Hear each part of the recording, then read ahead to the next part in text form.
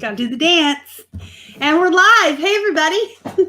Welcome into the at Flippin' Hippos YouTube channel. I'm Star the Flippin' Hippo, and joining me tonight is Casey the Rockstarflipper. What's up, everybody? Real quick, while we wait for folks to come on in, if you came here because you are one of Casey's subscribers and you don't know who I am, I'm Star. I am one half of a reselling team. I have a silent partner. Silent partner. Yes. He is the other half of me. He's my business and life partner, and we do this together. We mostly sell on eBay, Poshmark, Mercari, Bonanza, local, some Amazon, and he does electronics and remotes and things like that. And I do mostly plush and jeans. And I have a YouTube channel and a Facebook group and an Instagram. You have a Facebook group? I have a Facebook group. Right before we came on, we were talking about how important hand washing is. I said I was a germaphobe. Germaphobe, that's right. A germaphobe. My mouth is not working tonight. So if you're one of my subs and somehow you don't know who Casey is, you want to tell us a little bit about yourself?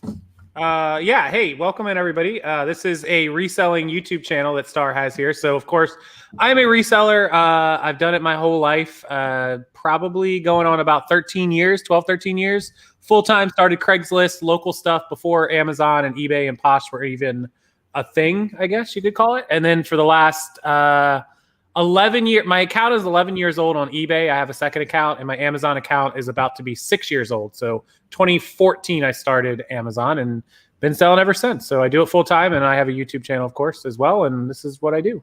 And a Facebook group and an Instagram. And I have an Instagram and a Facebook group and all that good stuff as well. And it's a fun time. And there's lots of you that I recognize in the group. So thank you guys for being here or in the chat. And let's talk about some good reselling stuff. Let's jump into some topics and some world events and some speaking of washing your hands. First, I wanted to say you've noticed our sales have doubled recently, right? Mm-hmm. And actually, what I'm about to say, you've already known for 2 weeks. So yeah, I got all 15 text messages for the last 7 days about sales. So our sales have doubled recently. If you follow us on Instagram, I do a daily photo every day of our packages that we ship out with some of our hippos, our crew, and our sales have been increasingly getting larger until we had over 50 sales over the weekend. What was, the one question I didn't ask, feel free to say no if you don't want to. What was the total sales from that Friday? So you guys obviously ship Friday, and then so from Friday through Monday morning, what were the sales totals? It was close to $1,000. $1,000 on one weekend, guys. 1 weekend, $1,000. Mostly remotes, over half. Mostly remotes. Yeah, we're going to talk about in a few minutes why you doubled the sales and how you doubled them. So everyone who's like, whoa, I know you're going to get that. How'd you do it? What happened? What caused it? Because I'll tell you, the biggest thing popping up in your group and my group this week was that inevitable question of, is everyone's sales down over the last 2 weeks because of world events? So now we're up. Yeah. And well, no, the answer that I gave everyone was, while yes, world events do affect things, online sales, people get scared, they don't want to spend money. There's a lot of things. If you continue the path and you keep working and you put in the hours and the time and the effort and you sell stuff people want, you do everything that you're supposed to be doing, those world events may hurt you a little bit, but you can way outweigh them with the hard work and effort to where you normally do this much, world events cause you to come down, and your extra effort causes you to go way up. So that's what happened to you guys. Yeah, except one big thing. Yeah, one big one. One big change. So I did tell a couple other people. Casey's known for a couple weeks, and a couple hours before I went live, I told Holly and Dave and Bill and several other people I thought might be agitated to be this live show to be the first time they've heard.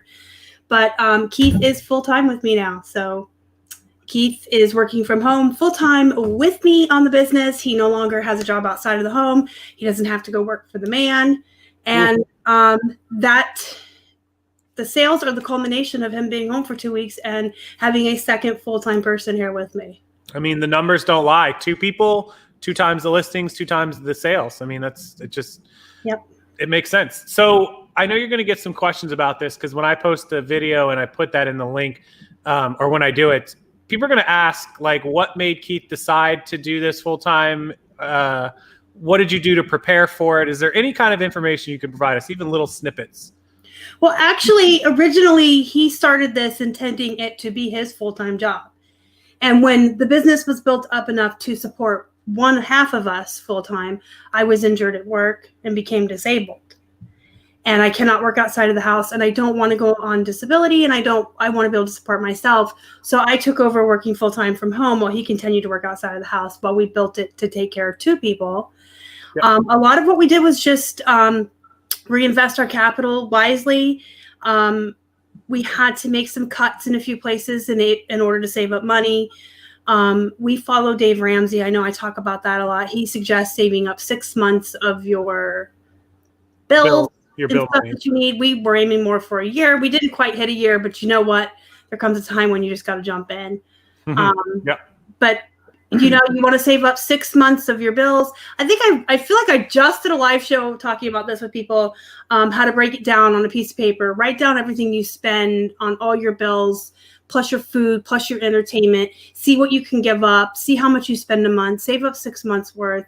And then you also want, in addition to the 6 months nest egg for your personal stuff, you got to have some capital as well. Reinvestment money, yes. Yeah. Yep. So and that's an easy way to figure out the reinvestment. I get this question a lot. How much should they have to invest? Well, go to and you should be tracking this. Go to let's say that you want to make $3,000 a month in profit and you're operating at 50%. So you know that you have to do $6,000 in sales.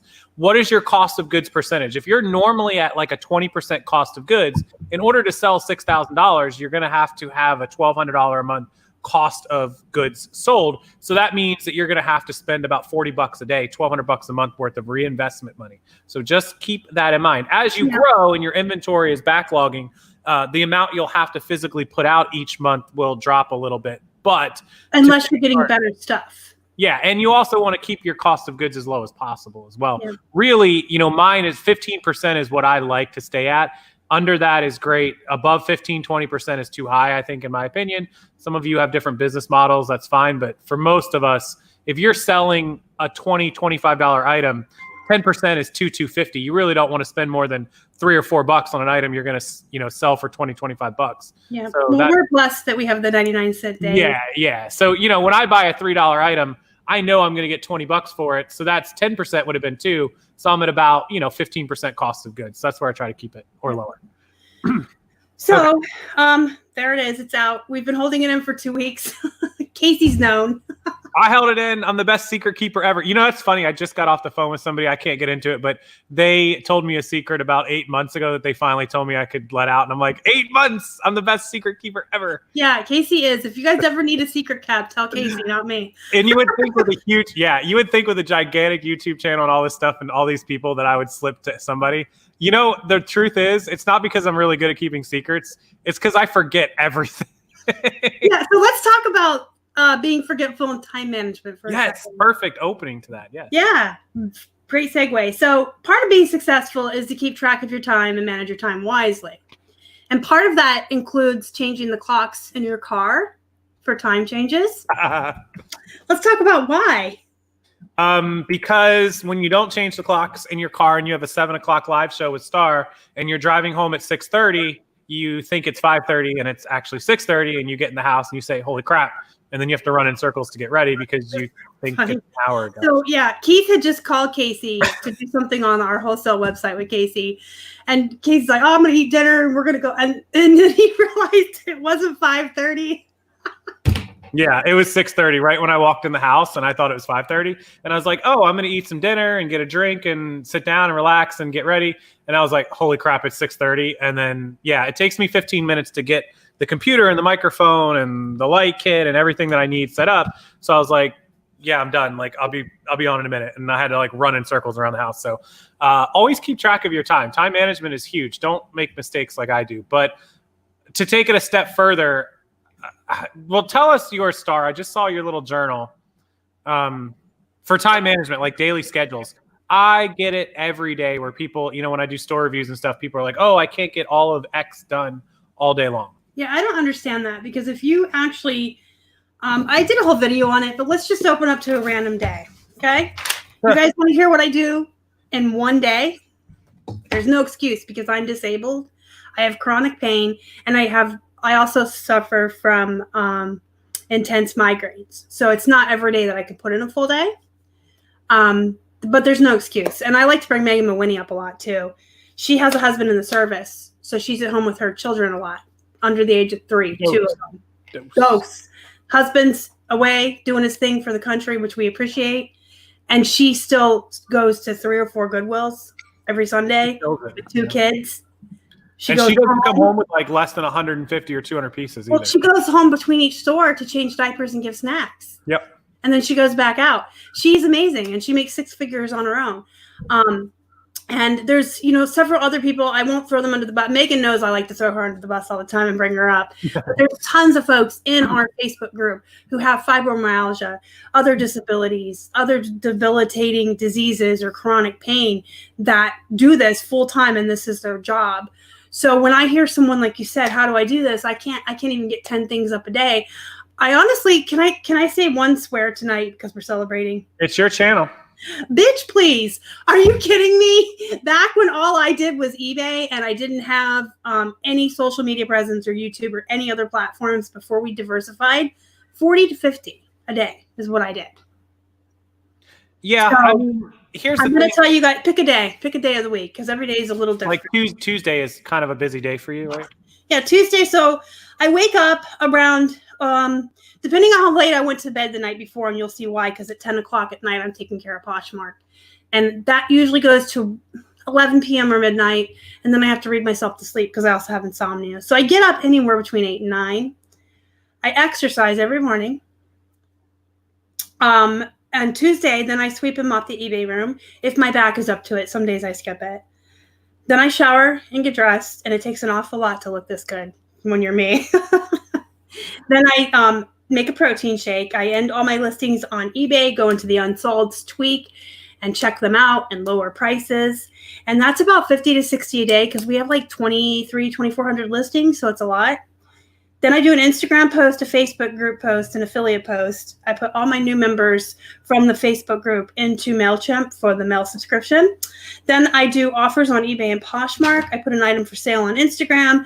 I go back into eBay and check for more offers. Then I delete 10 auctions. I move 10 clearance items to the auctions. I list 10 items on eBay. Then I spend time catching up on social media, all the YouTube comments, and all my emails, at which point I then do store and closet reviews. Then I check my planner finally for to-dos. And when those are taken care of, those are usually to-dos like pay the light bill, call your doctor, things like that.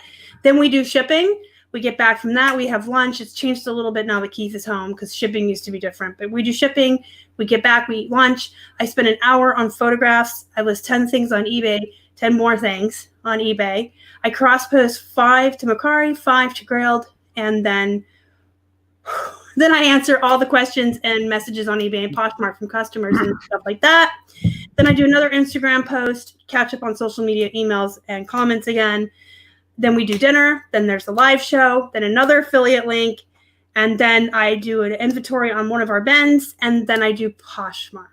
And that's all in one day. I think a lesson here, and this is like when I kind of do my daily to-do list, is people think that a lot of at-home working or quick things that you can just do, like, oh, I'm just going to quickly do this and it's good for the day. These things have to be a job. Imagine if I said, your entire job, you're just going to be an affiliate salesperson. You're never going to make a YouTube video. You're never going to sell something on eBay or Amazon. You're only going to be an affiliate person who posts affiliate links through stuff.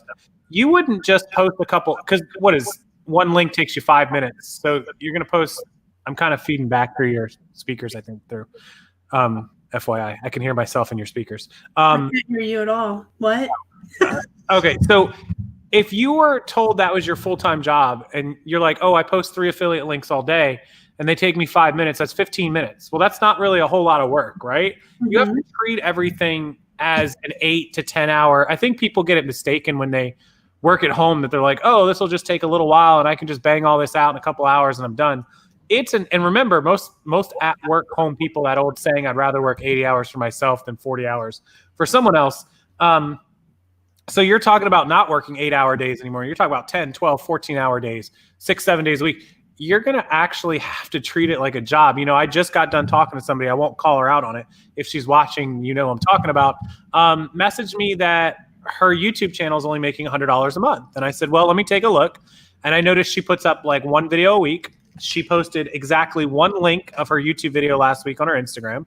She has a second Instagram that's dedicated to it, but she didn't put up any links to it, which was even odder because she doesn't have much of an audience there. No Facebook group, no Facebook, nothing. The point is she put in what amounts to 30 minutes of work on the entire channel, and it made $100 last month. And I said, well, what did you expect that it was going to make? If you go to work for 30 minutes at your job, how much money are you supposed to make? The fact that she made $100 should be amazing. That means she was making $200 an hour on average. Like, yeah. So I would like to point out too, though, a lot of what I mentioned can be done on the phone from bed. Mm-hmm. And I point that out because I do attract a lot of other people with disabilities to this channel because they're like, well, she's got a disability. Let me see what she's doing. And there's days where I'm literally in the bed on the heating pad on one of my pain pills that makes me a little loopy, and I'm working from my phone all day. It's not like I'm up and buzzing around and productive every single day, but even on the days where I have migraines or bad backaches, if I have to lay in the bed in the dark with one of my Imatrax or whatever, I'm still working. I hate to work from the phone. Let me make that very clear. I'm a dinosaur. I like the computer. I do too. But I can, and that's the beautiful part of this job, and that's why I always tell people there's no excuses, because 90% of what all of us do every single day can be done from the phone, and you can do it from the bed if you have pain and you need to lay down. Yeah, if you have to work for, you know, there's been days that I just didn't feel like it. I don't get sick, but I'm just wore out. I'm exhausted. It's just a lot of stuff. Like, yeah, I you know, iPad, computer, I work from this couch. I mean, I just sit here and just sit on the couch and can sit here at the table and work. So there's, you know, I know the part of getting stuff out to list is a little bit of work, measuring, toting it back and forth, whatever. But you could do that. You could pre-do that for the whole week. So if you have a bad day or whatever, it's all on your phone. It's ready to go. It's in your phone. And I've talked about that too. I have rolly chairs. Now that I have Keith home all day now, which is woo-hoo. But I have all these extra rolling chairs. We have hardwood floors. By those, I mean what the hippos are in here.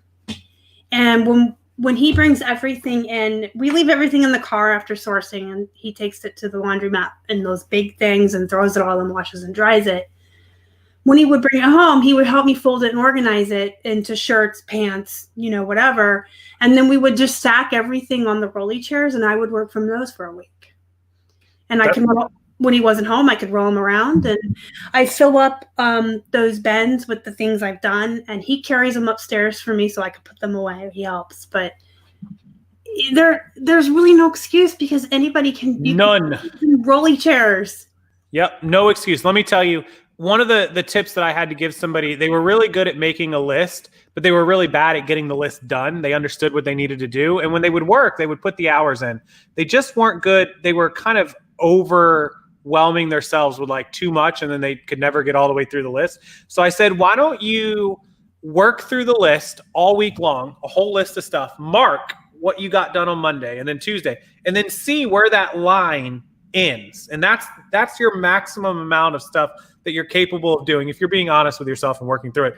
And so they did that. And then I said, so next week when you make your goals, stop your goals at line 11, because that's as far as you make it every day. And so for a week straight, they got done all 11 things, 100% checked off. I said, now go ahead and figure out of those 11 items, what can you do quicker? What can you do faster to free up more time? Focus on maximizing those 11 things. And so they did.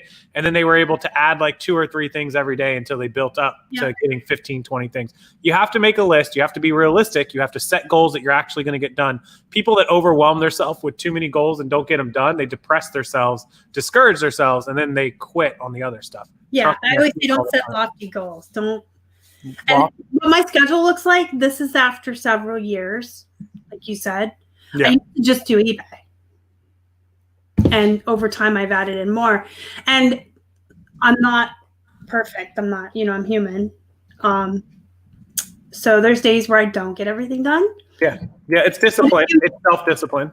Yeah, it's self-discipline. But if there's days that you can't, like, things are always going to happen out of your control, especially if you have children. family that gets sick, or you are just really unable even in the bed to work or whatever, there's always going to be something that can come up to keep you from working. But if every other day you have that self-discipline and you're doing what you need to do every single day, one time isn't going to kill your business. But if it's day after day after day of getting up, doing one task, taking 2 photos, and then watching YouTube or Netflix all day while you sit on the couch and do nothing else, you're not going to be successful. And I'm sorry to tell you, but you're not a reseller either. There's some tough love. Yeah, there's some people I get emails from that literally post like 2 or 3 items, and they spend such limited time.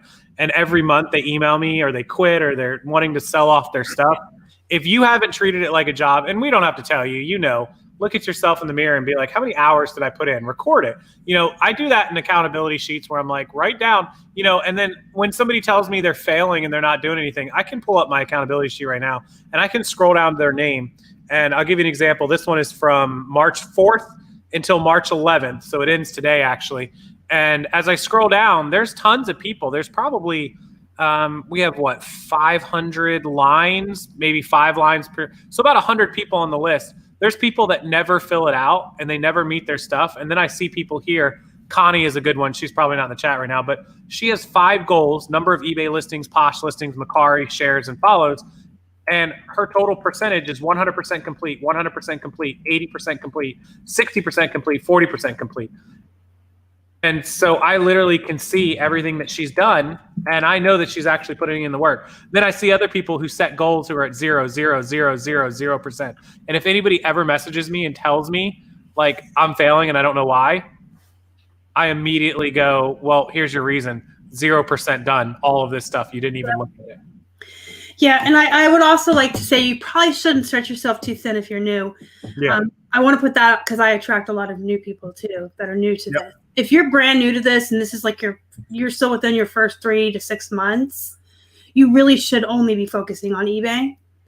And why do I say start with eBay first? Because you can sell anything on that platform. Don't try 5 platforms. I get that a lot too. People just starting and they try on all 5 platforms. No way. No, you got to start with, when you're good at eBay, branch out. Well, depending on what you sell, branch out to another one. If it's clothes, go to Posh. If it's men's fashion, go to Grailed. And when you start making enough capital, you can utilize things like List Perfectly, which, oh my God, that new bulk feature, let me tell you. Yeah, I've been looking at it. It's pretty good. Dude, I'm on Grailed now because of it. I'm like, dude, I'm so excited, bro. Really? Dude. Yeah, because I go, boop, it like downloads 10, like right across in tabs. And then Grailed is super easy too, because you're just choosing what type of top it is or pants. Yeah. And then the side, like you're filling in like 3 things on Grailed. So fast. I digress. I'm sorry. If you're brand new, become an expert at eBay first, and then branch out to other platforms. I would say add in 1 social media presence, because those are so important. And Instagram is so super easy. So do eBay and Instagram, and then add Poshmark and YouTube. Make sure you're in Facebook groups as well for good support systems and networking. It's a very lonely job. Not for me anymore. But I used to sit here all day by myself with a hamster and some hippos. And I needed people to talk to, but it can be a lonely job because even though he's home, we're in separate rooms. We're doing different things. We're working. When is it better? Oh, question came in. When is it better to open a second store as opposed to listing more for your free listings and paying the additional cost? I don't recommend. There's really no reason to have a second store unless your social media presence requires it. So some people, I do know this came up. Let's say, for example, you have 2,000 items and you're paying for a premium store for $60. So you're going over by 1,000, which means you're paying 10 cents, which is $100. So you're paying $160 by going over.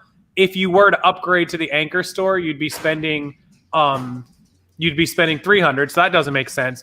Or instead of spending $160 on going over, you could have 2 premium stores, which would be $120 to cover your 2,000. So you would save $40. Really, to save that little bit of money, to have 2 stores, 2 logins, 2 1099s, 2 all of that, I just wouldn't do it. I'd go ahead and spend a little extra money. You see my face, because by the time you spend the time, depending on how much you sell, I'm thinking, we're up to like 15 to 20 a day now. The amount of time to log in, log out, print the different bulk scan sheets, have them scanned in at the post office by our guy. The tax would be a nightmare. Yeah, the accounting. I don't think that it's worth having two stores at that point. Either spend the extra money to go over or upgrade to another store, because you're going to get an extra $25 shipping supply coupon. So that right there will save you $25. It's really, that's my old saying of stepping over dollars to pick up dimes. I wouldn't do it. That's just not good for me. Yeah. The only asterisk to that, I would say, a lot of YouTubers and social media influencers do have secret stores. Yeah. After I had the two problems last year, so I had a lady do 64 offers on items, all reasonable offers, buy them, and then it turned out later that she was a scammer. And then I had somebody buy up a whole bunch of my Amazon inventory and then purposely cancel all the orders. It was obviously people targeting me, so that does happen. It is what it is, but that would be the only reason I would really recommend it. And I do recommend that. Not if you're just getting started. If you're not monetized and you have like 100 viewers and you're building, nobody's after you. You don't have any haters yet. No. Here's how you know when you need a secret store. And I've been at that point for a while. If every time you put up a brand new video, within 30 seconds there's 1 dislike on it, or 2 dislikes, or 3 dislikes, immediately those are your haters. Yeah. And it's smart to have a backup just in case someone goes after you. It's a pain in the butt, but it's your livelihood. And some people are, I don't have to put this nicely, do I? I'm trying to think of a nice way to put this, and I don't really have to. There's some people in this world that are just so hateful, miserable, and jealous, and mean that they just miserable. Come here, too. Miserable, yes, and they don't know how to control themselves, and so they don't think, I'm screwing with somebody's livelihood, their kids, their family, their life, and they will come after you. So, hang on, I'm helping. Hi, Megan Mawinnie. We just had a good question. Hey, Megan, how are you? We had a question about what to post on Instagram. I think there's 4 main things that really do well. Pictures of your packages going out are always a good one. Pictures of items that you've sold, like cool items or good profit items. Those are really good. You can take screenshots, hide your store if you want, mark it out. The third one is if you're out thrifting or out at the store, or you brought home a haul, cool items that you found that you think people should know about. That's a good content maker. And then also your everyday kind of personal items.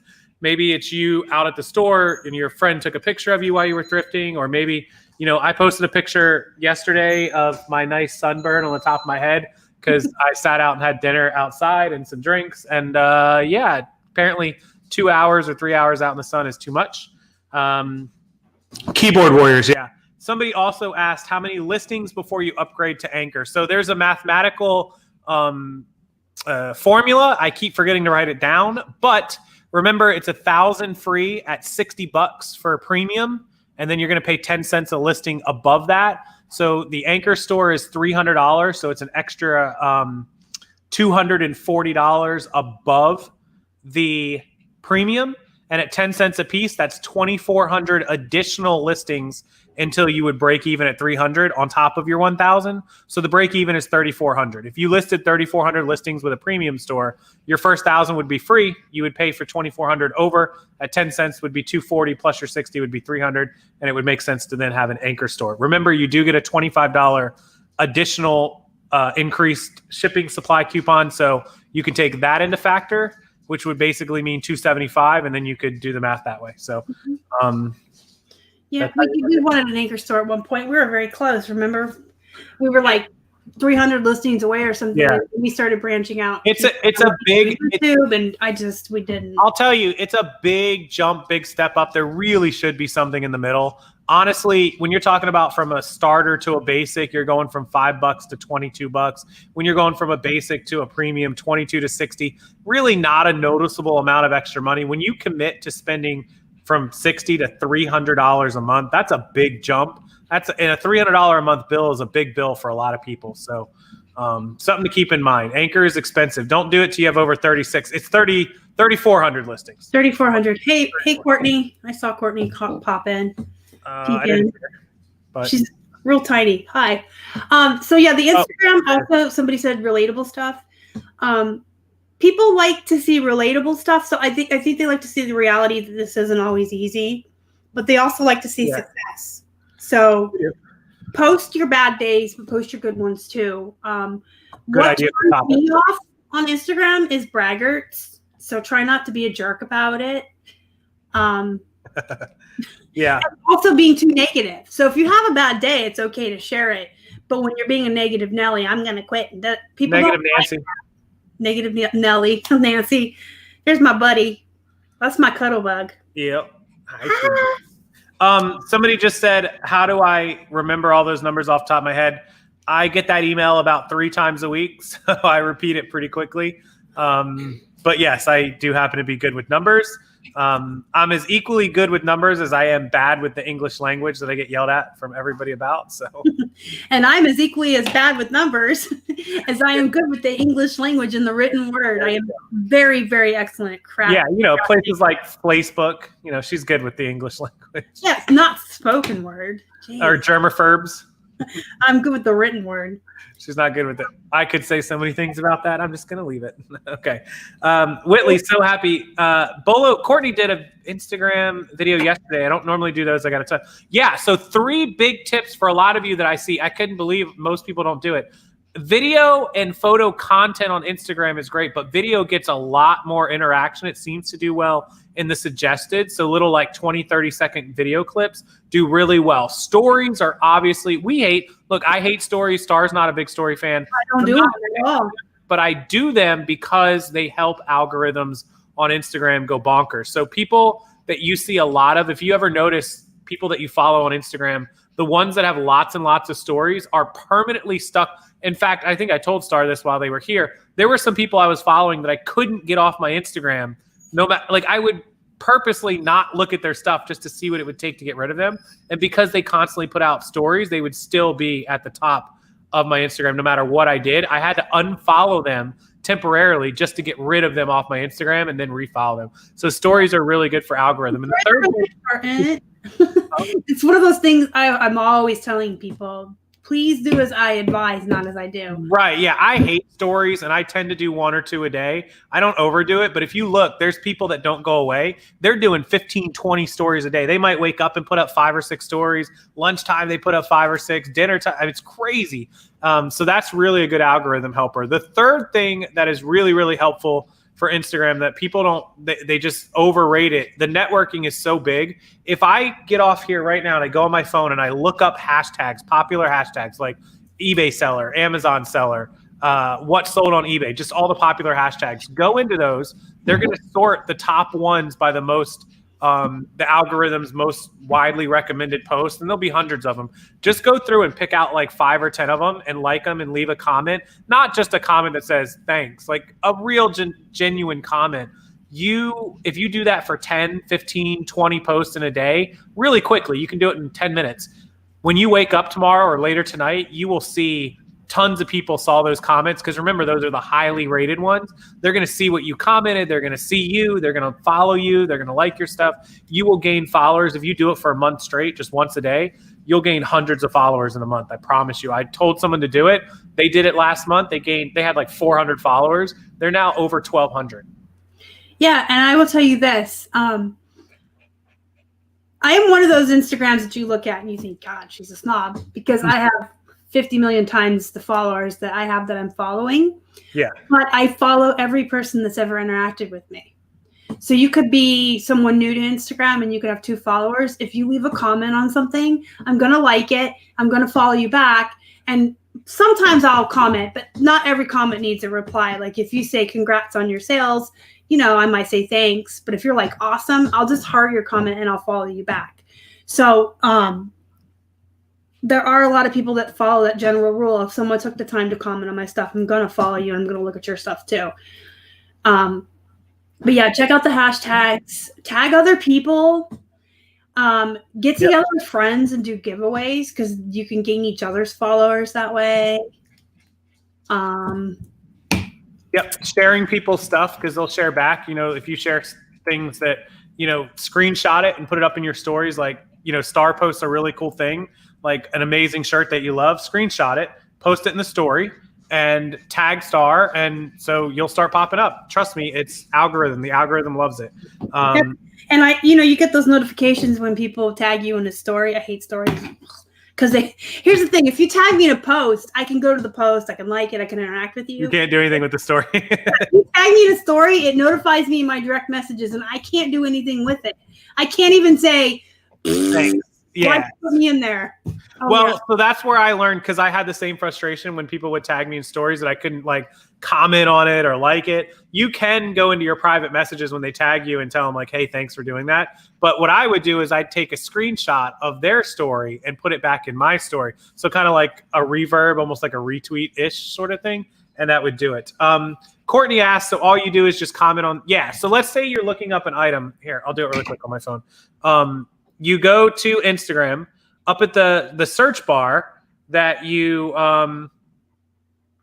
click on the magnifying glass and click search, and it's going to give you things, and at the top you just search tags. So select tags, and let's just say I'm going to search for eBay seller as a tag. I can't do it. So then eBay seller is going to pop up. Obviously, it's near the top of mine because I search for it a lot. And I search it. So there's 1.3 million eBay seller tags. And under that tag, you're going to have recommended. So it's going to pop up with the most recommended ones. And you can just scroll through it. And so this is algorithm. This isn't by the most recent. This is just by the most recommended one. And so you can pick out 5 or 10 of these. And I'm just going to open one up and I'll show you. Let me find one here. So everyone was wondering why I was laughing. My most recent hashtag searches are the murder squad, my favorite murder, and serial killers. Jesus. So I found one here. This is somebody that did, and I'm not familiar with this person, but they posted a picture of their eBay packages going out the door and their Posh packages. So I could like this, hit a heart, and then comment. This one has like 11 comments on it. And I could say, something like, awesome job on the sales. And this was posted yesterday. So over the weekend, this was probably their weekend sales. Can I just interject something though? Yes. I would suggest to follow the person too, because here's something that I do.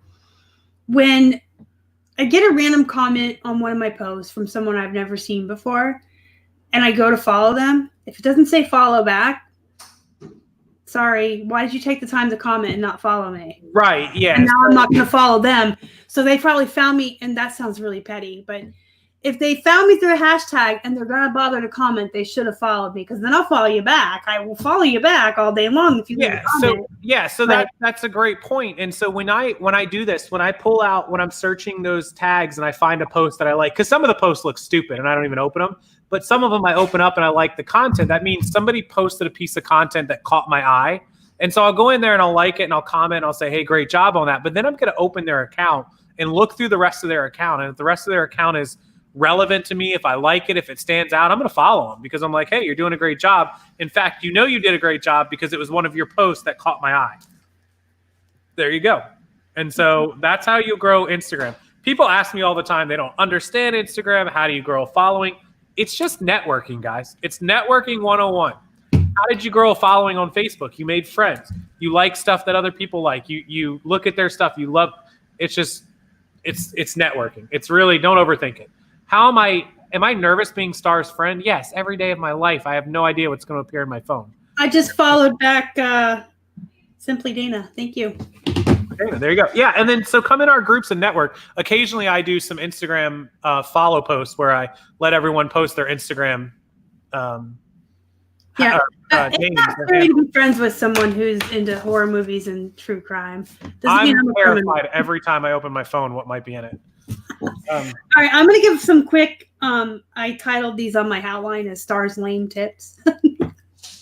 I got some quick time-saving tips, and then we're going to let Casey talk about Wholesale for a minute. Oh, good grief. Okay, Wholesale's making me headache today, but go ahead. Yeah, I know. How many times have you been keeping on the phone today? Too many. Go ahead. Time saving. Let's do it. Time-saving tips that will help you to focus, more time on your business and on reselling in general is to just keep the rest of your life as organized as possible. You may be someone that has 10 kids and 50 million activities. You may be someone with 12 dogs and a farm and pigs to take care of house milk. Everybody's going to be different on how busy you're going to be and how many activities daily you're going to have. But just keep it organized. If you have a big family, I always suggest get those big calendars you hang on the wall, and every kid can go put his thing in there so you know everything that's going on. But just keep a really organized calendar. And then if you're someone that it's, you're an empty nester, it's just you and the hubs and you work at home and do eBay, you may not need a big calendar, but you might still have appointments and stuff. So keep your life organized. Check out Fly Lady. I mention her all the time, but if there's 2 things everyone watching needs to do to make your life better, is you need to go check out Dave Ramsey and you need to check out Fly Lady. She will help you get organized and clean your house and your life up. Personal online coach, Fly Lady. Okay. Yeah, she's amazing. I've been following Fly Lady for 16 years. Good Lord.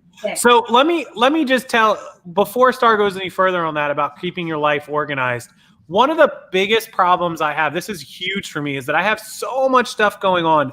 Everything that isn't the thing that I'm working on, whatever it is I'm working on right there, I'm always thinking about the other 30 things.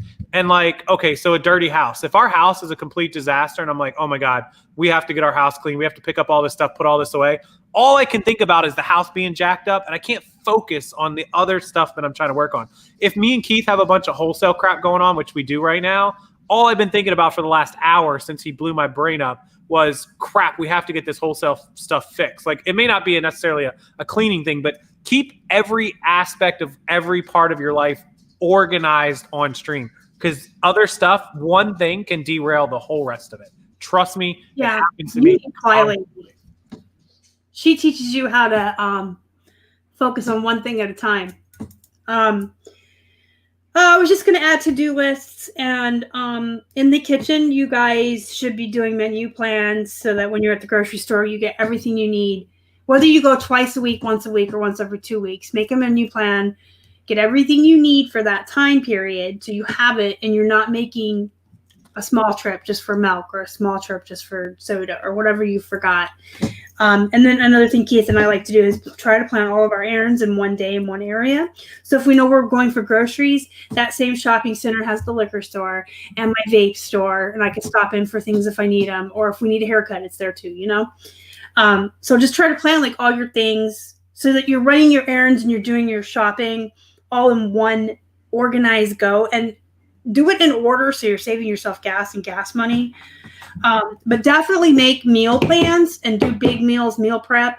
That will save you 1,000 years. I'm not even kidding. I have saved myself 1,000 years by using the crock pot.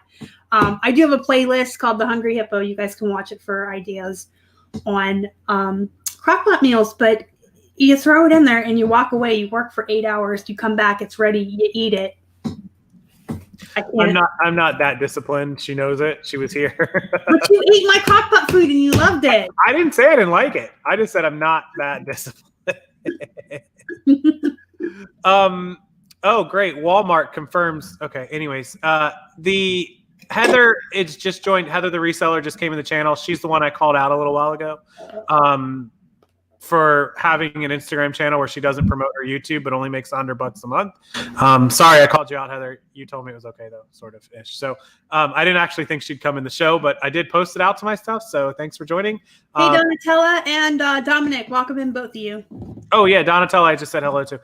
Heather, yeah, I'm going to work with you on the YouTube channel because you do make good content. I do love Heather. She's been a supporter and friend of mine for many, many, many years. So I'll help you out the best I can with the YouTube channel. But the advice that you missed was you kind of got to treat it as a job. And if you only post a couple times a month and you only promote a couple times a month, you're only going to make $100 a month. That's the same with eBay. If you only list a few items and you only do a couple days of work, you're probably only going to make $100 a week at it. So, okay. Hey, how do you feel about intro vids for YouTube channels? I don't have one and I can't be bothered to make one. How do you feel? I think it's important. I think so. I got mine cut down to 13 seconds, which is fair. It's reasonable. I think I need to cut it down to about 7 or 8 seconds. I paid someone on Fiverr. I just sent him a bunch of pictures, and he sent me back a couple examples and some music. I paid 15 or 20 bucks. It was nothing, at the time I was like, great, he'll do it. He emailed me back probably 6 hours later with like 3 examples. 2 of them I hated. 1 of them was all right. And I got like 2 edits. So I sent back to him. I said, can you change up the music a little bit? He sent it back again. And I said, I like it. He made a couple little more edits, and then I paid him and it was done. So I've used that one for a while. I'm probably going to do it again and get something a little different, more updated with some newer pictures and some music, and cut it from 13 seconds down to, I think a target is probably 6 to 8 seconds is probably good. Yeah, I mean, I probably, now that Keith's home with me, Dominic and Donatella just joined. They probably didn't hear the big news. Anyone that didn't hear, Keith is now full-time. But I may be able to make one now. I don't want mine with pictures. I have this envision, and I am such a dork, but I imagine like all the hippos and then like this pile of clothing, and I want to have a cape on and a fan blowing me in the superhero stand. Oh my God. Please don't hire someone on Fiverr. Don't expose them to that. No, I'll have Keith film it, and I'll put it together with some super reseller. Jesus Christ. Keith loves us. Keith's over in the corner right now trying to figure out how to go back to work somewhere, anywhere. He's like, after 2 weeks of seeing what Star does all day and having to do with Casey. He's like, this is the worst decision I've ever made in my life. I heard McDonald's is hiring. It's on. All right. So you guys, that's what it takes to do this successfully. To sum it up. It's a job. I mean, at the end of the day, you're an entrepreneur and it's your business, but a business is a job. It's work. Period. You got to be your own boss, and every boss I've ever had was a jerk. So you got to be a jerk, including our current bosses. Yeah. I hate my boss. She's mean. Yep. But you got to take it seriously, guys, and you got to put at least an 8-hour day in, because that's what full-time is. And it probably takes more than that. Yeah. I mean, honestly, on my good days, and by good days, I mean like profitable, working, feeling accomplished days, it's easily 10 hours. Like, let's say I wake up at 9 o'clock and we do work that's like shipping and answering emails and messages and all this. I'll do that for like 2 hours till 10. And then from like 10 to noon or 1, I'll record some video content or go back and post some affiliates or some Facebook posts. I'll work from 9 to 2 or 3 o'clock straight. So that's 5 or 6 hours. I might stop, go to the store for an hour or 2 and source or film a video at a thrift store, come back, do some accounting, do some other stuff, do a live show on a Thursday if it is, or do a video like this or whatever. Yeah, I mean, from 9 a.m. to 6, 7 p.m. nonstop, it's all work. Maybe an hour break. So you're talking about 9 or 10 hours with only an hour eating or driving or stopping or whatever. And then don't forget, at nighttime, I work from like 11 or 12 until 2 in the morning. Some days I play WoW with Keith, and some days I work. And so when I work, that's another 2-3 hours on top of the 9 or 10 I've already spent. So it's easy, 10, 12 hours. But that's the great part of it is you have to put in 10 hours, but you can break it up, because we can. So you can work for 3 hours in the morning. You can take a break at lunch and read a chapter of your book or watch an episode of your show or go for a walk. You can come back and put in another 3 hours, take a break to go to a kid's recital or whatever, take your dog to the vet. Everybody's life is different. Yep. But you can break it up in chunks like that. And at the end of the day, you can say, I worked 8 to 10 hours, but it took me 16 to do it because I kept stopping to do fun stuff or things I needed to do or run errands or go on appointments. But you have to have that discipline. I do know some resellers that actually have to get up in the morning and go to work at 9 and stop at 5, because if they do that, they won't put it in. Some people don't have that discipline to come back to work after doing a thing. Doing a thing. But there are some people who have to just stay in that mindset. I'm at work now and I work 8 hours.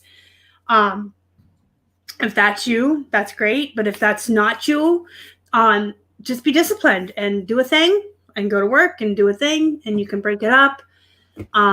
Do a thing. And do a thing. And reward yourself too. Like every day, at the end of the day, if you did everything you said you were going to do, watch an episode of your favorite show, read a chapter of your book. I mean, there's lots of things people like to do. I'm just a Wow. Yeah, play some WoW, play some of your Candy Crush, whatever it is. Reward yourself, because you can't. And I say this all the time. You can't just work all the time. You do have to do self-care. You do have to treat yourself. What do they say on Parks and Rec? Treat yourself. So make sure you're taking time out for yourself, your family, and your friends too. But this is a hard job, and you will have to work harder for yourself than you ever did for someone else, period. Yeah, I mean, listen, she just put the nail on the head there, and this will be my closing thought on it.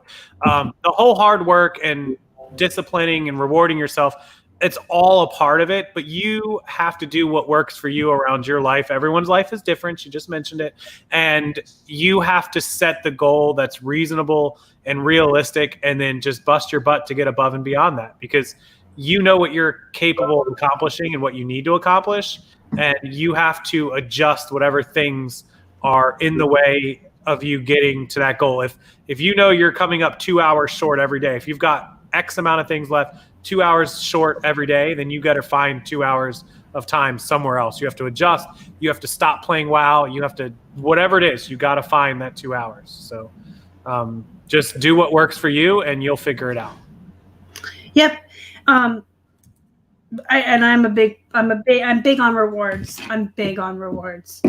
I eat healthy all week so I can cheat on the weekend, you know? I'm big on rewarding yourself. Yeah. Right, so you just gotta do it. You gotta just do it. Yeah. Just do it.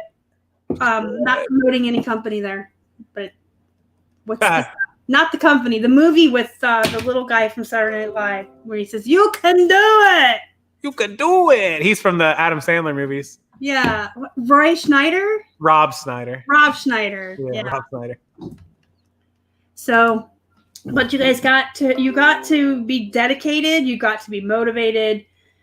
And I'm here to tell you that it can work. We now have 2 people being supported by our business. So what y'all waiting for? What y'all waiting for? Yeah. Do it, guys. Just get out and do it. Do I play classic or retail? We played classic for a while, and now we're playing retail again. Yeah. I play retail because I don't like vanilla because I'm a jerk. That's the whole thing. I get a lot of hate from some wild. It was really hard. It was really hard. So listen, tell me about Wholesale. Oh, okay. So yeah, let's do Wholesale. Podcast. So listen, tell me all about Wholesale. So anybody who's not aware, me and Imaginary Keith have a Wholesale Shopify website. So basically, we created a Shopify store where you can go and shop through lots. We have everything from clothing and makeup and video games and shoes and just all kinds of different stuff that you can go look at the lots and you can buy them. It'll calculate shipping to you with the weights and everything, and you can buy that merchandise. Star probably has a link below, I guess. I didn't look. I have it in the description box down below, but Dave has been, Noman the Frog there. Has been linking it. Yeah. So the first thing is you can go check out that store. If you need some inventory shipped to you, you want some merchandise, go check it out. See if anything catches your eye and buy it right there. Again, it'll calculate the shipping for you, and then the seller will ship it to you. We try to get everything out within 1 to 2 days of notifying the seller. This is not, some of this merchandise is ours. Some of this is not ours. So it doesn't always come from us. Sometimes it will though. And then the great part on the back end is that if you have a death pile or you only sell women's clothes, but you have a ton of men's clothes or vice versa or whatever, and you want to sell it at a reasonable price and it's good quality. We don't want junk. We don't want your throwaways. We don't want damaged and stained stuff. We don't want all, cover your ears, Star. We don't want a bunch of faded glory piles, unless it's good. But we want, quality merchandise that you may have gotten a good deal on that you're just interested in moving. And we will put it up in a lot. We'll provide you, you'll provide us what it is, how many, 6 to 8 good photos of the whole lot that looks professional, like you would want to advertise it to people. The brands, the items, the quantities, all that stuff. And then how much you want for it and the weight and dimensions of the box that lot will fit in. So if you have 50 t-shirts, put them all in a box, weigh them, get us the dimensions, send us pictures, tell us how much you want, and then we will put it out for sale on our site. And then if somebody buys it, we will provide you with the shipping information, or we're kind of considering maybe printing the label for you and just emailing you the label. We may do that. We haven't decided quite yet. We were just having that discussion. And then we'll make payment to you. Within a day or two of the buyer buying it, we will pay you directly, and you're done. Your item sells, it ships, and you're all set. Yep. So why would people want to do it? Because you're getting a bigger audience. Most resellers don't have access to 100,000. Right. So 3 good advantages. One, you reach an audience. I mean, my Facebook groups, over 110,000. YouTube's are both our YouTube channels. Instagram, I've got 27,000 or something. Also, I have an email list of people that have signed up to receive the emails for Wholesale that's approaching 3,000. And then I have my own private personal email list of 12,000 people or 13,000 or something that are somewhat interested in reselling or lots. The second reason is you get to sell all of your stuff in one sale. So you might make a little less money, but you get rid of it all and turn it into cash, and capital that you can reinvest. It's a good way to get rid of death piles. If you're a storage unit person, it's a good way to get rid of the stuff you don't want to resell. Yeah. And so that's the third way. It may be a way that you've been passing. Like maybe you have a supplier that gives you men's clothing at $1 a piece, or 50 cents a piece, but you just don't sell men's clothing. Well, you might be able to take it through us and sell it for $1.50, $2 a unit, and make yourself 50 cents a unit, $1 a unit for stuff you were passing on. And you don't have to do any work, but just pile it up in a box and send us, the information, and then and we'll sell it for you. So there's really great advantages to doing it. So Donatella says she may have some interesting stuff to offer from storage. Please get in touch with me. Donatella, you can actually send us an email to the email David just put in the chat, liquidationlotsforless@gmail.com. Liquidation lots for less. What you have. Yep. And there's over 100 lots. I think there's over 200 lots almost. There's what is it? 10. There's probably 160, 170 lots up right now. I think there's 10 lots per page and like 16 or 17 pages. So and they go every single day. I mean, Keith is every single morning and then again in the afternoon adding new lots. Casey's adding new lots every day. Well, Keith, I did used to add lots. Keith pretty much handles the lots, the adding of it now. And he's full time now. He should. Yeah, he is. I handle pretty much the back end, so I'll handle your invoices, getting you paid, shipping information, questions, things like that. Keith handles like the website side, like the listing and the lots. We kind of just did it that way. I don't know how we decided to do it that way. I think we just kind of happened because it's natural. Because Keith didn't want to do the customer service side. Keith doesn't want to deal with people. And you're good at customer service. And I think at the beginning, you guys were on a site that needed coding or something, and it just naturally fell into that. The website, yeah. Blah. Keith's a big dork, you guys. Y'all think I'm a dork? He's not, but you know what? He's when it comes to dorky stuff, he's really reliable because he gets it. There's a lot of people, even I don't get some of it. I do have to message Keith sometimes where I'm like, my brain is completely fried. I'm like, I know exactly what I should be doing here, but I don't know what I'm doing. So he can kind of sort out my crazy brain ideas a lot. I think what I really wanted to address though, because I know that we talked. I get questions and you get these questions of why would I want to buy this stuff? It's just people getting rid of their crap or their junk they don't want. And I really wanted to address that. That's not always the case. Sometimes people have really good stuff from storage units. They just don't want to sell individually and mess around. I used to see people at storage units when I was a bigger buyer throwing away bags. Throwing them away. Yeah. Hurts the heart. Even back in the day when I sold mainly electronics and tools and stuff, I didn't throw away the bags of clothes, but I do remember just taking tons of clothes to Goodwill and donating them. And the plush. Oh, it hurts my heart. Yeah. Now I'm guilty of putting it off, but when I did go through our death piles, that long 5 months of not sourcing, I do have stuff upstairs bringing a lot up, which now that he's here, we will get to it quicker. But they're good stuff. They're good items. It's just stuff I don't want to deal with anymore because now we're at a point in the business where I can kind of just say, no, I'm just doing jeans and plush. Thank you very much. And goodbye to everything else. Be a little more selective. Yeah. Although I did just take photos of shoes today. But Yeah, sometimes it's just somebody wants to get rid of their death piles. Somebody may have started in clothing because clothing is like the super easiest thing to start in because you can go get a whole bunch for real cheap to get started. And then once somebody builds up the capital and maybe finds a way to get wholesale remotes or something else, they want out of clothing because they've moved on and they just want to sell it to get a little bit back plus what they paid for it. It's not crap. It's not junk. It is definitely vetted by Casey, Keith, and myself before it goes on the website. We all look at it. Discussion sometimes where we have to tell people. We have turned down. We've been turning down more recently also. Yeah. So it does absolutely get vetted. And if you're lofty in your prices, we will tell you that as well. I want to address that real quick too. Yes. Y'all aren't going to get eBay prices on your wholesale lots. No, if you're selling, if you're selling some Abercrombie and some Nike t-shirts and whatever, like that's great. People are going to want to sell them. But remember, that's stuff that's going to sell for $13, $14, $15. After fees and shipping, people are going to be left with $8 or $9. They're not going to pay $5 a shirt. Okay. They're not going to pay $4 a shirt. They want to buy this stuff. Remember, they have to pay the shipping. Buyers are paying shipping. So if you're selling a box of 30 or 40 shirts, it is going to cost $20, $25. So you're adding another, 75 cents to $1 a shirt. People want to pay $2. They want to pay $2.50. So if they're willing to pay $2.50 delivered, the shipping 75 cents, you got to list your stuff for $1.75 a shirt. So I'm not saying that's always the price. If you have better jeans or better things, it's more money. But just you have to be really realistic and think as a buyer, if I was going to sell this stuff, what do I think I could get for it? And what would I need to, pay for it per piece? Well, I'd like to be into it for $3 a piece delivered. I know it's 75 cents a unit to ship it. So it's going to be $2.25 a unit. That's what I want to pay. So if you've got 50 eBay prices, if you're being more expensive than Goodwill, that's not the way to go. Even if you had 20 pairs of Miss Me jeans, I would say the top end would be $7 per piece. Right. Yeah. When you walk into a thrift store and you see Miss Me jeans, what is the most you want to pay? Are you going to pay $10 a pair? Probably not, unless they're all really special. No.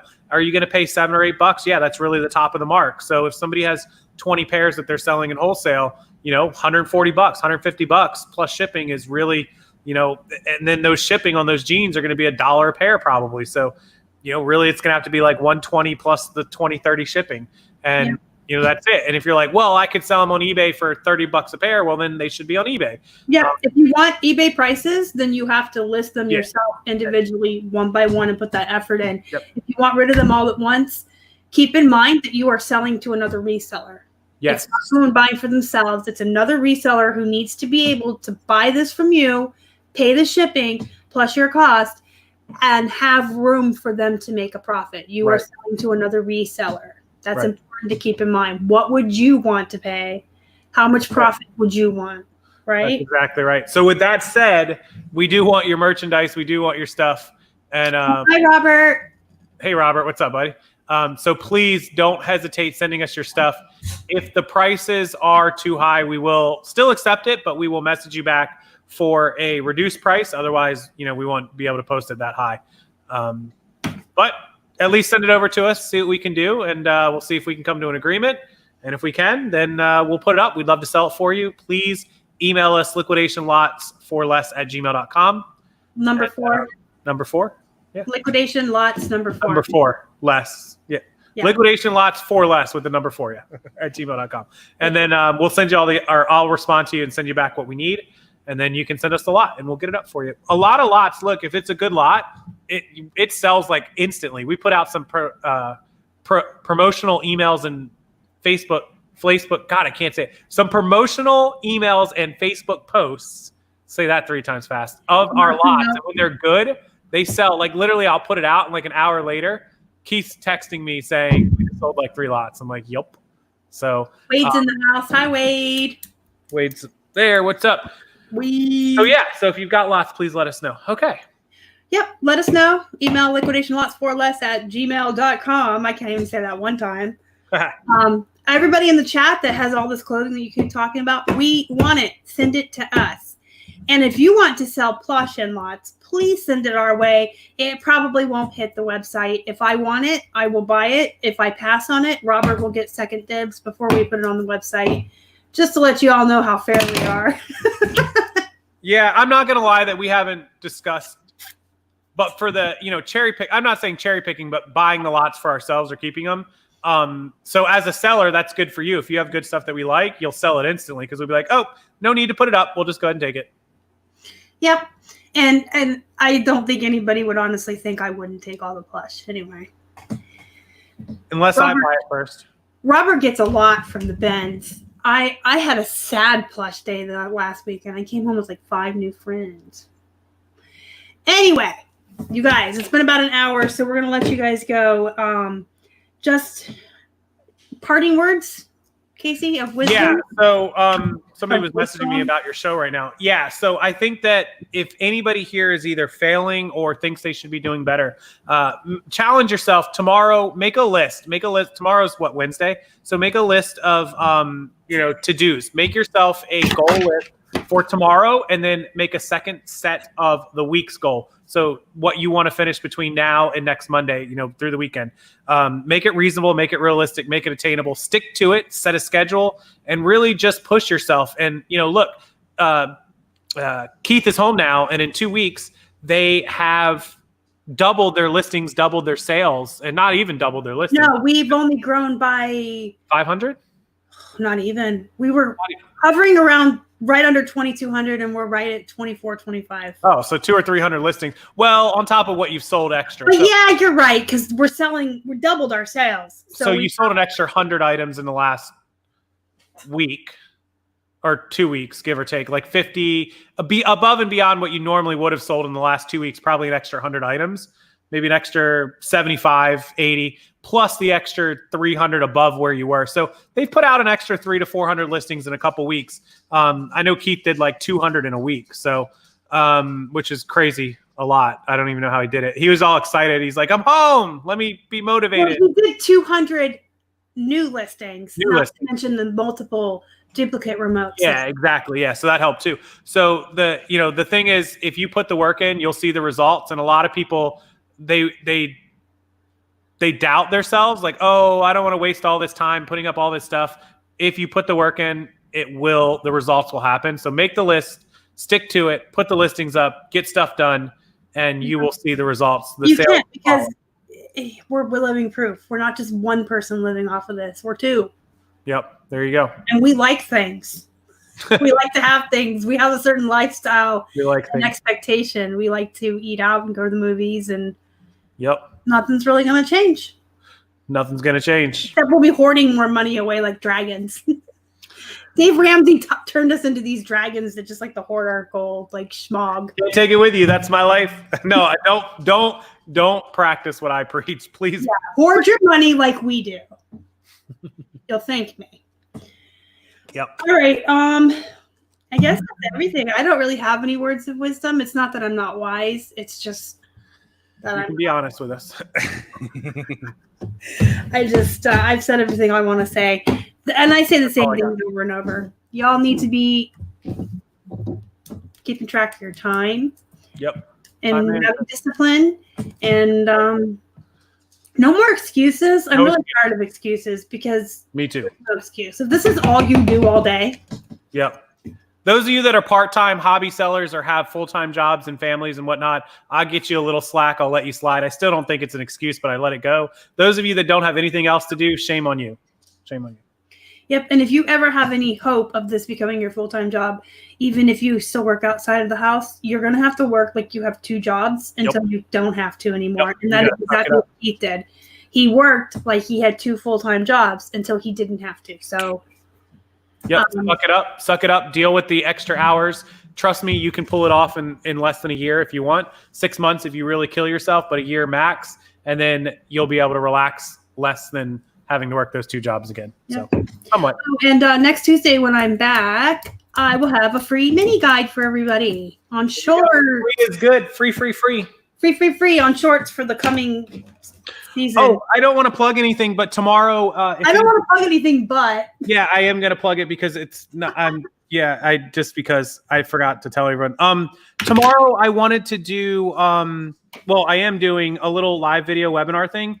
And I just wanted to do, somebody wanted to see like how I go through store reviews or how I look at people's stores when I do them. And I don't care about the store reviews. That's not the point of this. I just want people to be able to go back. Star review by mine. Yeah. No, let Star go through your store. What I wanted to show people on the webinar tomorrow, it's not about not selling store reviews, none of that. I just want people to see what I look at when I go through a store. So I have somebody that emailed me their store I've never reviewed their store. I've never seen it. In fact, I still haven't seen it until I go to my emails later. I just want you guys to look at my mindset. So I'm going to live on the webinar screen share their store.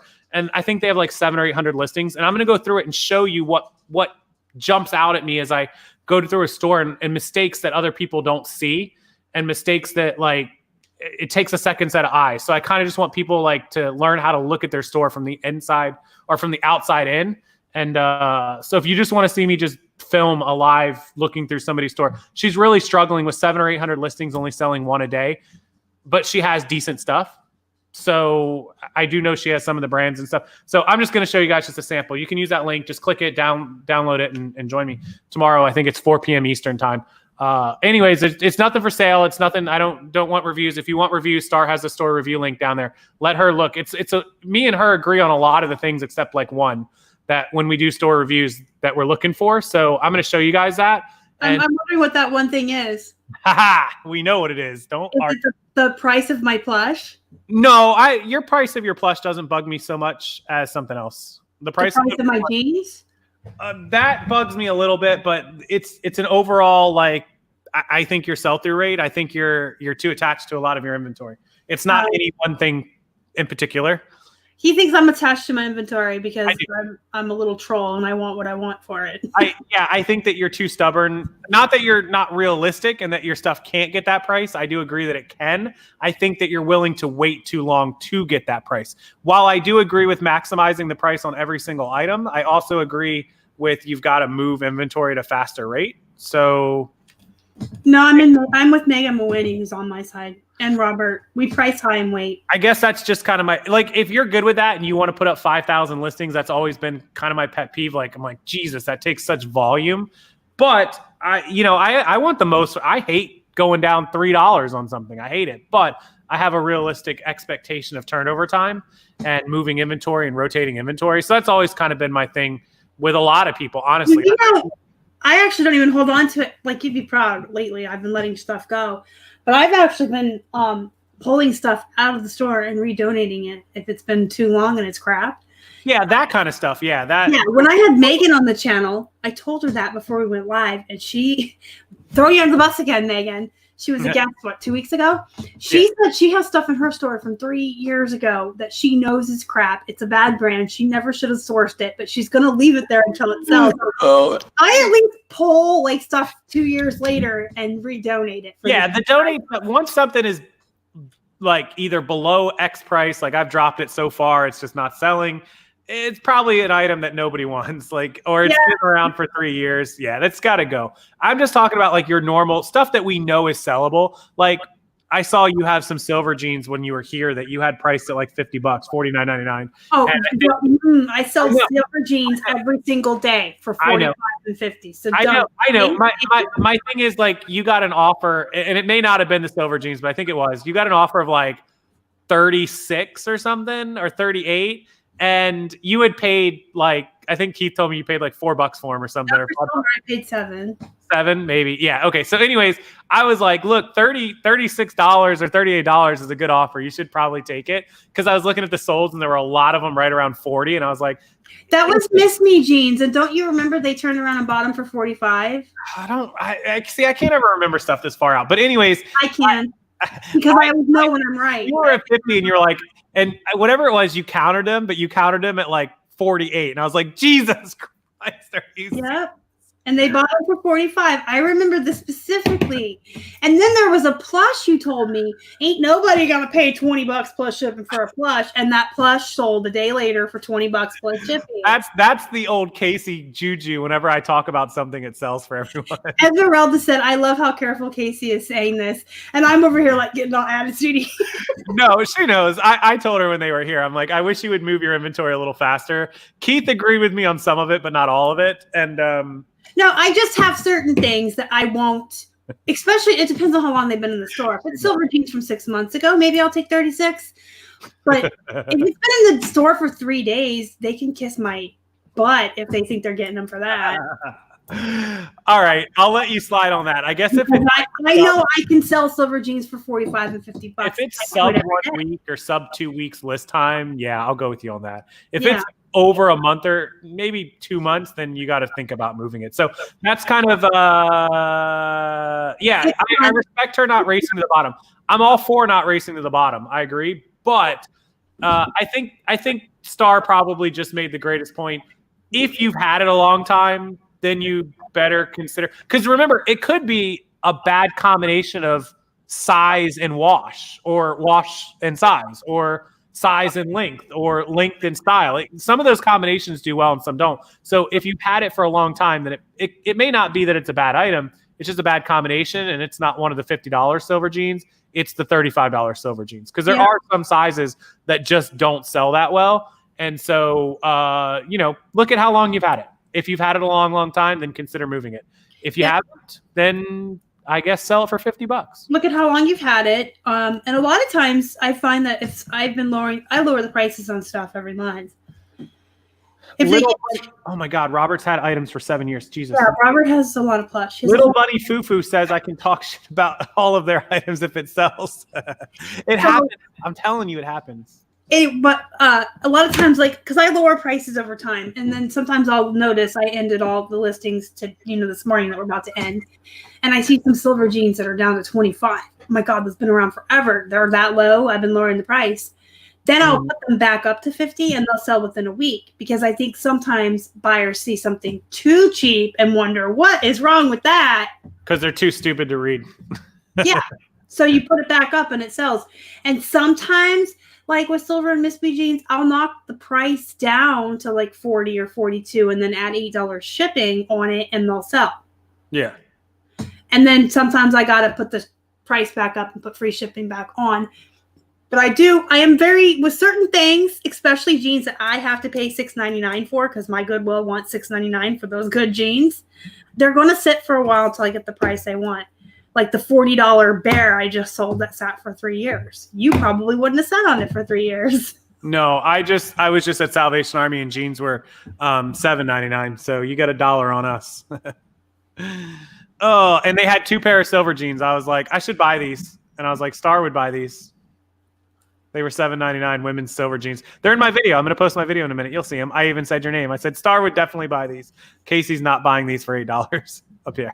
Oh, I would have in a heartbeat. I know. They're half off tomorrow, but they won't be there. But you see me sell Guess for 30, and you're like, how the hell did you do that? There was a Robert Graham tie for 6. I almost bought it. I put attitude into my listings. My listings have the whole, this is what my item is worth, and you're going to buy it for that. There was a Robert Graham tie for $6. I almost bought it because a bunch of them were selling for 35. I thought about it. I know. I thought about it. Anyways, okay. So that was my only pet peeve. But anyways, tomorrow, I'm going to do a live little look at inside of somebody that's really having a problem and wanted me to look at it, and just kind of something to look back at your stuff. Look at how long you've had it, how much you priced it at, how long it's been listed. Look at the others. Are there 1,000 a day selling and yours isn't? Is there 1 a day selling? There's a whole lot of stuff you can do to fix your store. Star will be happy to go through your store. I'm sure she's got the link for her review below. Yeah, they're on sale actually if you're in the group. Ooh. Don't use that link. If you are one of our Facebook group members, go in the group into the announcements, because they're on sale for $9.99 for the whole. There you go. Boom. We look for the same things outside of our whole little. Actually, I tell people every day they're priced too high. Yep. There you go. So she'll be truthful to you too. But anyways, beyond that, all the rest of the policies and things you should be looking at that most people miss, we are on the same page about. So go check it out. Go get a store review and fix it. Get your stuff fixed. Also, she'll give you a plan of action to work on, to actually put your time management into. So yeah, I should actually pick someone to do one for free live like you're doing. Because it's hard for people to understand exactly what you do. And I put everything into a Word document so you can look at it. And I will actually rewrite some of your titles for you to help you out and give you examples. Ooh, she's doing more than I do. Yeah, I rewrite the titles. I sent pictures of my items to show you how you should be doing your photographs. Just saying. So $9.99 on sale. And let me think about giving one away for free as a happy spring next week. Maybe we'll do a live free eBay store review on my live show next week when I give out the free bolo guide, and then that person will have to come on here and be a guinea pig, because that's kind of scary, isn't it? Yeah. If I was new or newer-ish and I had somebody reviewing my store live, I'd be a little terrified too. All right. I'm going to end this with I have no words of wisdom still. Nope, we're going to end it with good luck, everyone. Make those sales. Stop making excuses, and make sales, not excuses. That's my new phrase. Make sales, not excuses. Sales, not excuses. Hit the thumbs up, you guys. I also do Poshmark closets. Yes, I do Poshmark closet reviews also. I don't. And I do those just like I do the store reviews. Hit the thumbs up before you leave. You guys helps the channel. Subscribe to the channel if you haven't already. Help us feed a hungry hippo. You can find me on Instagram, Facebook, and Twitter. We're at Flippin' Hippos. And you can email me at flippinhipposhelp@gmail.com. Casey has 100,000 followers. I'm sure you all know where to find him. He's Rockstarflipper everywhere. Just Google it. It all pops up. Yep. And go be productive, guys. Go make some money. Thank you so much for watching and spending over an hour with us tonight. Yep. Make sales, not excuses. Huh? Make sales, not excuses. Go be productive and make some money. That's what I always say. Yep. And thank you guys again for your time. And y'all are the best. Bye. I'm always trying to wave and click.